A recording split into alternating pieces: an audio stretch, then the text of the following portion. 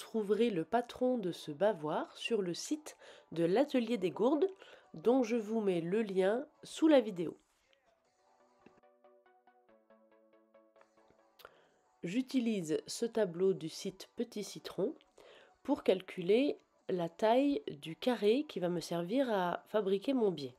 Donc la première colonne, c'est la quantité de biais que je vais avoir à la fin. Moi j'ai besoin de plus qu'1,50 m, donc j'ai décidé de prendre 1,80 m.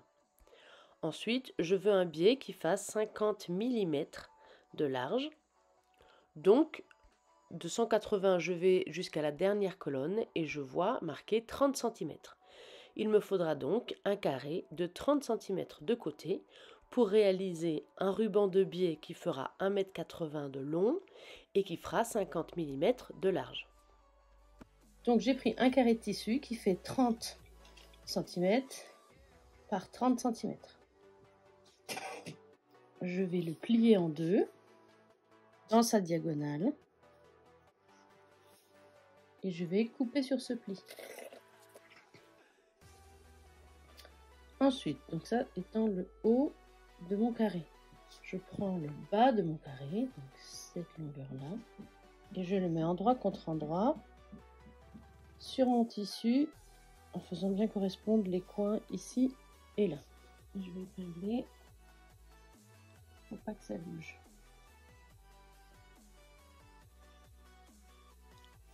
Et je vais coudre ici 1 cm du bord. Voilà, donc une fois que j'ai cousu, je vais pouvoir l'ouvrir et le retourner. Donc j'ai ici le haut ou le bas de mon carré et ici la diagonale de mon carré. Donc à partir de cette diagonale, je vais couper des bandes dans ce sens-là, c'est-à-dire dans le biais à 45 degrés du droit fil. Donc je vais juste me mettre des repères, les 5 cm.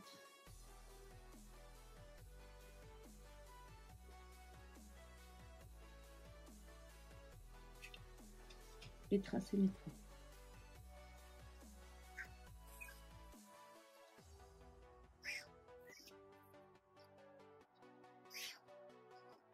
Et j'utilise les stylos effaçables qu'on a juste à frotter pour effacer et que ça s'efface aussi à la chaleur du fer. Donc maintenant j'ai 4 bandes distinctes qui sont tracées. Je vais repasser sur l'endroit, ma couture debout ici, je vais rabattre mon bord comme ça et je vois, oh miracle, que mes lignes s'alignent. Ma petite astuce, c'est que j'ai repassé ici un pli, où j'ai plié comme ça et appuyé très fort pour marquer le pli de ma marge de couture, des deux côtés. J'ai mon pli là qui est formé de là où je vais coudre en fait. Et dans l'idée, alors je vous montre dans ce sens-là, c'est que je veux que mes lignes ici s'alignent en fait, qu'elles tombent face à face. Donc en fait, j'attrape mes deux bords repliés ici.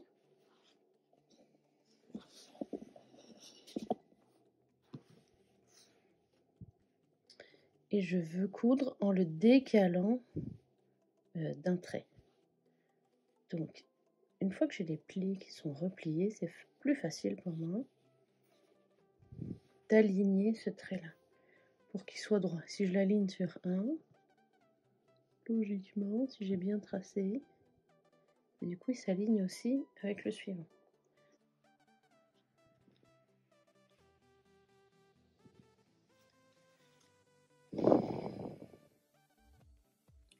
Ça sera mieux. Hop. Et je vais aller coudre du coup le long de ce pli ici.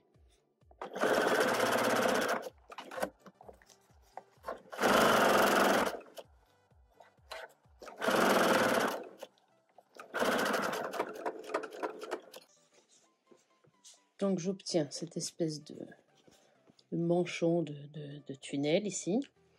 Et j'ai bien mes petits traits ici qui s'alignent et qui sont bien droits. Et à un endroit, j'ai ceci, c'est-à-dire qu'un petit triangle où il n'y a rien de l'autre côté. Donc je vais commencer avec mes ciseaux à couper sur ce trait. en faisant bien attention à le soulever pour ne pas couper ce qu'il y a dessous. Et je coupe sur le trait. C'est normal, je vais couper à travers, je vais passer à travers des coutures. On s'inquiète pas, on y va.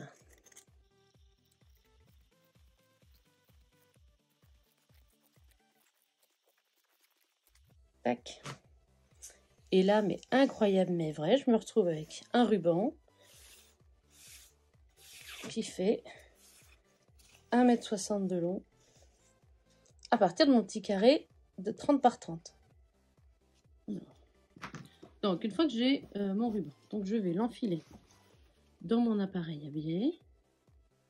Donc, celui-ci est fait pour la taille de mon biais qui fait 5 cm déplié. Et il va me faire un biais plié de 2,5. Donc, dans l'autre sens.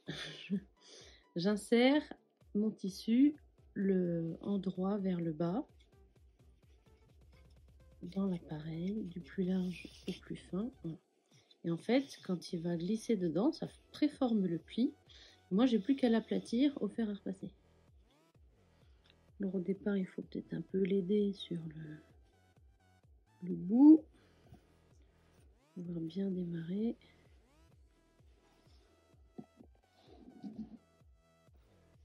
Tac. Et donc, on tire un peu le truc, l'appareil, et on vient repasser le biais comme ça.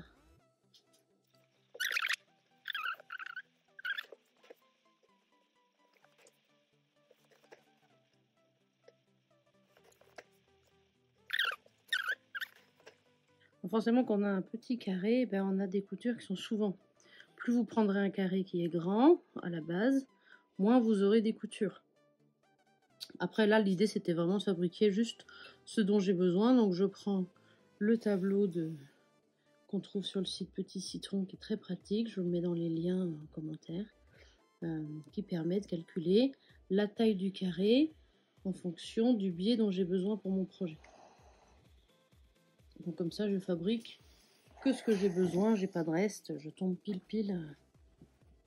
Après, moi, ce que j'aime bien, c'est donc reprendre du début et le replier sur lui-même parce que ça va me donner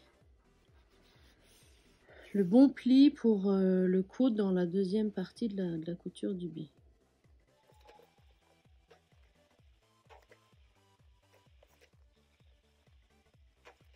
Voilà, donc final, j'ai tout roulé ensemble pour faire une espèce de petite bobine. Comme ça, il est plié sur lui-même. Et je peux aller m'occuper de mon tissu pour la suite. Donc le patron dit ici de bien le mettre sur le pli. Donc du coup, je le pose sur mon tissu, je l'épingle.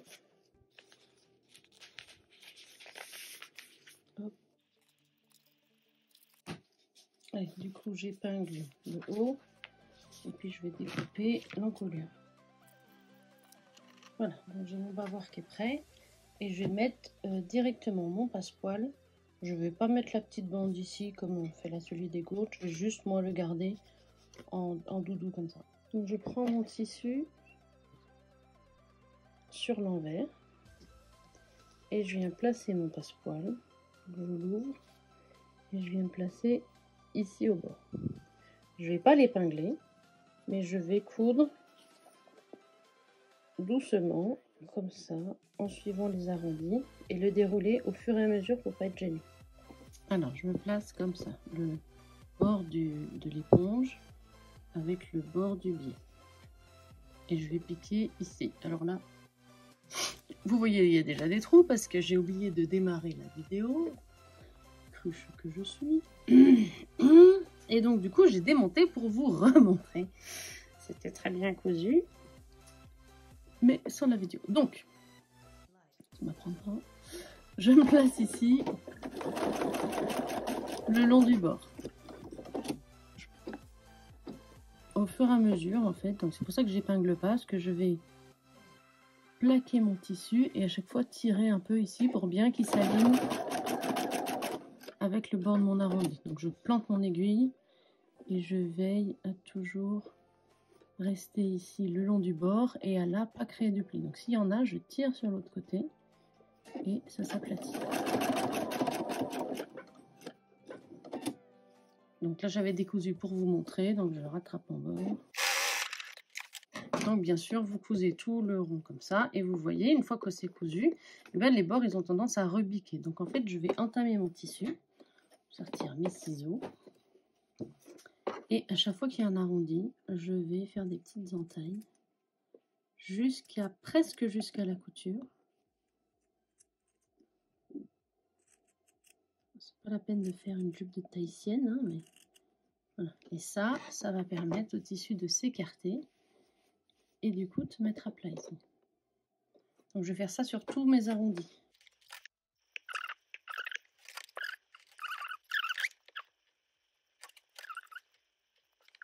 Ici je vais couper à ras de l'éponge.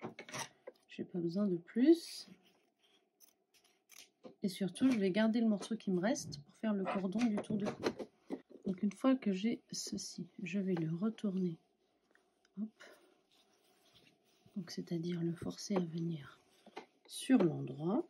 Si jamais ici dans un virage j'avais mal cousu, je peux découper ce qui dépasse pour avoir moins d'épaisseur dans le retour en fait. Mon éponge là elle dépasse un peu, donc je peux venir ratiboiser ici l'éponge qui dépasse pour pouvoir le retourner tranquillement sans faire trop d'épaisseur là-dedans.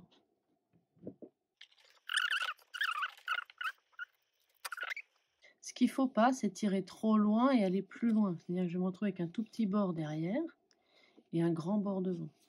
Ça, on ne veut pas. On veut vraiment que le pli, là, vienne sur la couture. Et donc, si j'imagine que mon aiguille, là, je vais piquer là, et bien de l'autre côté, je vais être là. Quand ça sera équilibré des deux côtés. Parce que si je venais à trop tirer, mettons, je fais ça, là, je fais vraiment trop, et je vais piquer ici, ce qui va se passer, c'est que de l'autre côté, je ne serai pas dans le biais. C'est que j'aurai trop tiré sur mon biais. Donc moi, je cherche à mettre le bord vraiment sur la couture. Comme ça.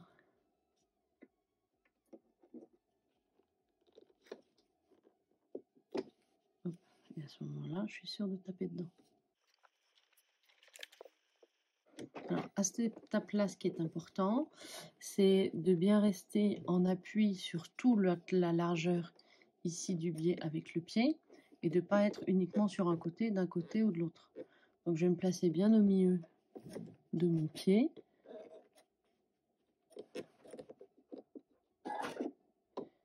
Et si j'ai la possibilité, je viens, c'est mon aiguille que je vais décaler et j'aligne le bord de mon pied avec le bord de mon biais là. C'est plus simple pour me repérer. Et donc je couds. Alors je vais essayer de vous faire un zoom. Voilà. En remettant à chaque fois bien le bord sur la couture ici.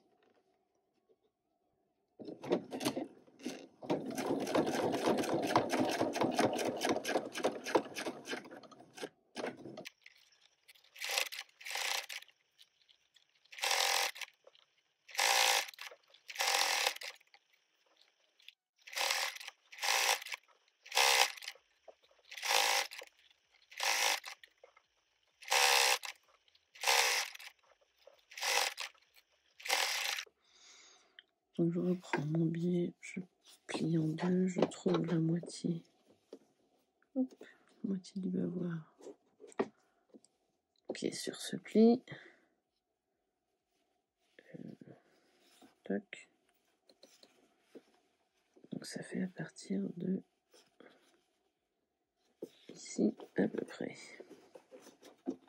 Donc j'aligne bien le bord de l'éponge avec le bord du biais et je pique dans le pli.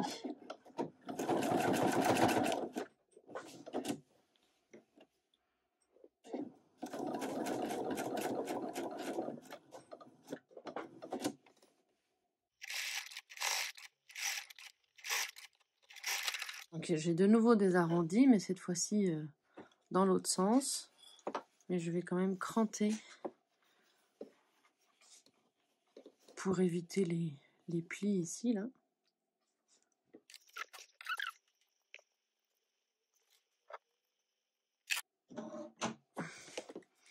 L'idée, c'est qu'ici, quand il va se mettre à plat, en fait, les plis vont pouvoir se recouvrir les uns les autres et pouvoir se mettre bien à plat sans rebiquer.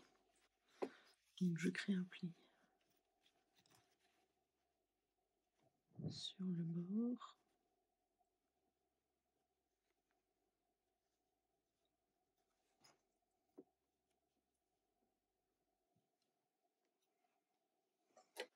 Donc, dans l'idée, je vais coudre comme ça, de ce côté-là. Donc, je vais remonter jusqu'en haut pour attraper le ruban dans le bon sens du début.